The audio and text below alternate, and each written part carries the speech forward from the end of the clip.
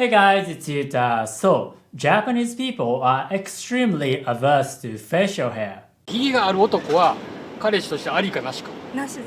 自分の彼氏があるのとないのだったらどっちがいいですか？ない。ひげ嫌やな。And what's the reason? あんまり清潔そうじゃないから。理由的には何でですか？清潔感。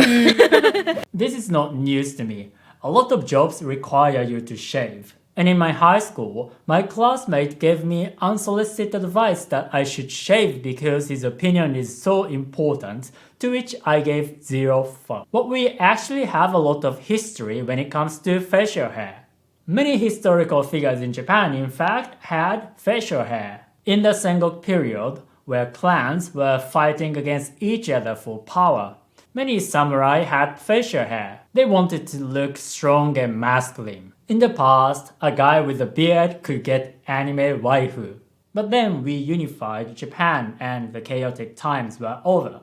We had the Edo period. This was when Japan was completely isolated from the rest of the world. Inside Japan, things were very peaceful. But then some samurai became kind of like street gangs because they didn't really have to fight or they didn't have any other things to do. And some of them had pretty wild facial hair. The government didn't like it, and in 1670 they banned facial hair. They thought it was barbaric. So obviously most people back then didn't have facial hair. Goodbye Aaron with facial hair. Hello shaved Aaron. But a few centuries later in 1853, the government decided to open up because of the Americans. And apparently many American guys back then had facial hair. And it seems like Japanese guys were influenced by them. Many figures of authority back then had facial hair, including the emperor. But then something very important happened. In 1895, they invented safety razors, which made many Americans shave because it was so easy. And guess what happened?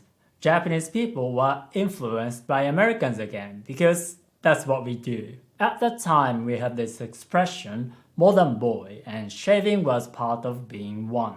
There's a 1931 movie called The Lady and the Beard, in which the main character shaves because of a girl, and as a result, he got a job and he got popular with women. This reminds me of an anime called Higehiro, in which the main character shaves because of a girl and he becomes a harem anime protagonist. I guess we haven't changed much.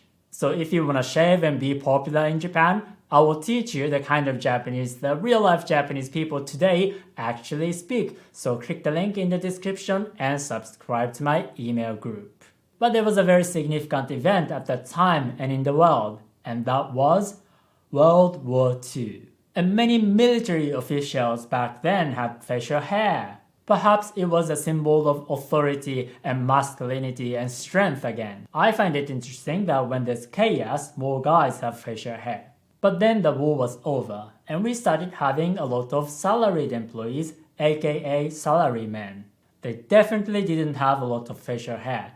It's almost as though they wanted to achieve the same looks. No personality, no standing out, and no authority. Maybe it's partly because not everybody can grow facial hair while everybody can shave. If you want to conform, shave. But if you don't, that's a different story.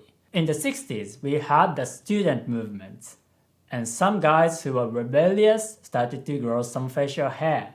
Some people were also criticizing how people try to look the same by wearing the same suit and shaving. I've read that back then, Che Guevara style facial hair was popular because he was the symbol of revolution. But when I see the photos of student movements, it seems like most people actually didn't have facial hair.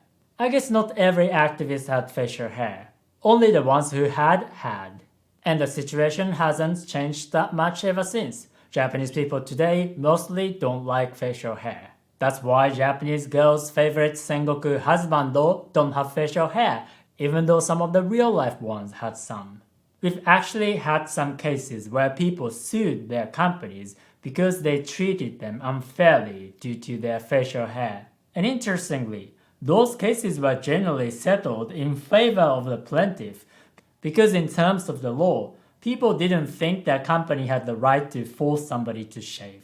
But on a more practical level, I think most Japanese people think that if your company asks you to shave, you should shave.